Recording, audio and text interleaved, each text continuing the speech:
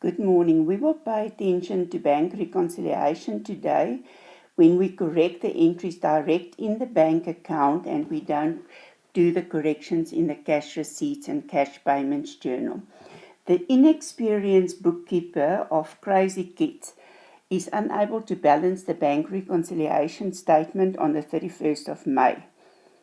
If we look at this bank reconciliation statement that he gave us, it means that this is the entries that he thought should appear in the bank reconciliation statement. We will prepare a new bank reconciliation statement with the entries that he indicated plus additional entries if there are things that he didn't record in the bank reconciliation statement. And then we will also record all the entries in the bank account to determine what is the bank balance.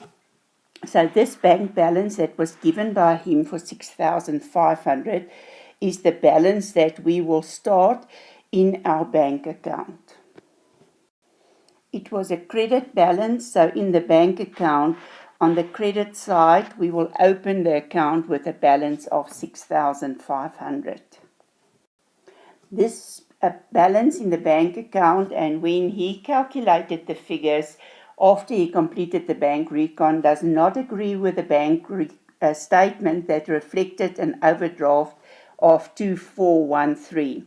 So at the end of May, according to the bank statement, we have an overdraft of 2413, and we will start our bank reconciliation statement with the 2413. According to the information, it's a bank overdraft. In our books, a bank overdraft is on the credit side of the bank. So in the books of the bank, it will be a debit balance, and we will show that the balance reflected on the bank statement is 2413. On investigation, you discovered the following transactions which appeared on the bank statement but was not completed by the bookkeeper. So if it already appeared on the bank statement, we will not record it on the bank recon. We will only record it in our bank account to indicate that these entries must still be completed in the books of the business. A check for 500 received from Saluki in settlement of his account of 557 was dishonored by the bank due to insufficient funds. When we deposited the check, we recorded in the cash receipts journal, so it was entered on the debit side of the bank. Therefore, we will credit the bank account and show that the debtors now owe us this money again, and we will debit the debtors control account. The bank had charged 20 Rand in respect of bank charges and 85 Rand in respect of interest on overdraft. So the interest on overdraft and the bank charges will reduce the amount of money in the bank and will be recorded on the credit side of my bank account. A fixed deposit of 1,000 had matured. The capital sum plus interest of 120 had been deposited directly into the bank.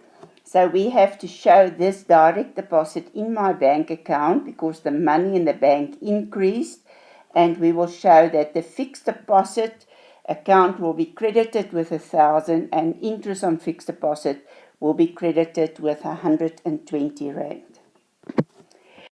Check number 101 was drawn during November 2014 in favor of Soweto Advertising in respect of catalogs printed. Now, if we see it's an old date, we always have to calculate and see if this check is more than 6 months old, because then it's stale and you have to cancel it. So if it was issued in November, it's December, January, February, March, April, May. So it means this check is older than 6 months and we have to cancel this check. When we issued it, we recorded it on the credit side of the bank in the cash payments journal.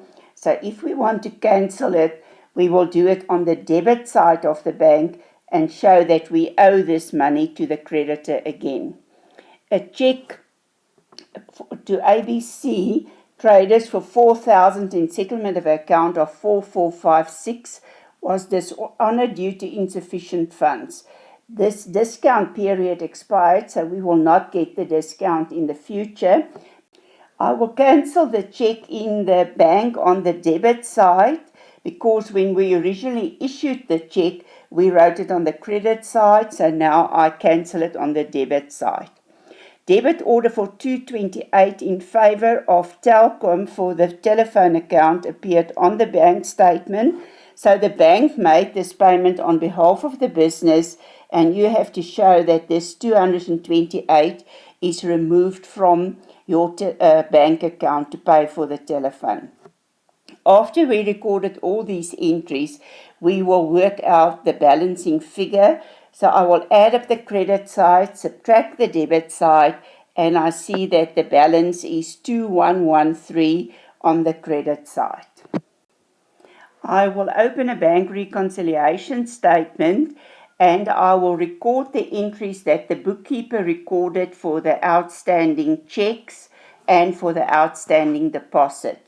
Then I will enter the credit balance according to the bank account that we've just completed.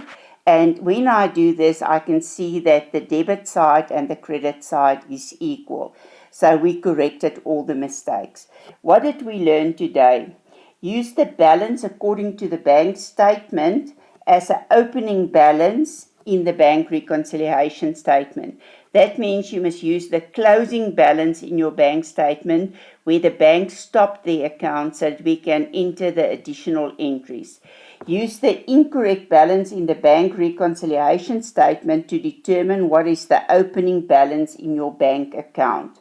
Record all the entries that will affect your bank balance in the bank account, indicating the account that will be credited when you debit the bank account or the account that will be debited when you credit your bank account.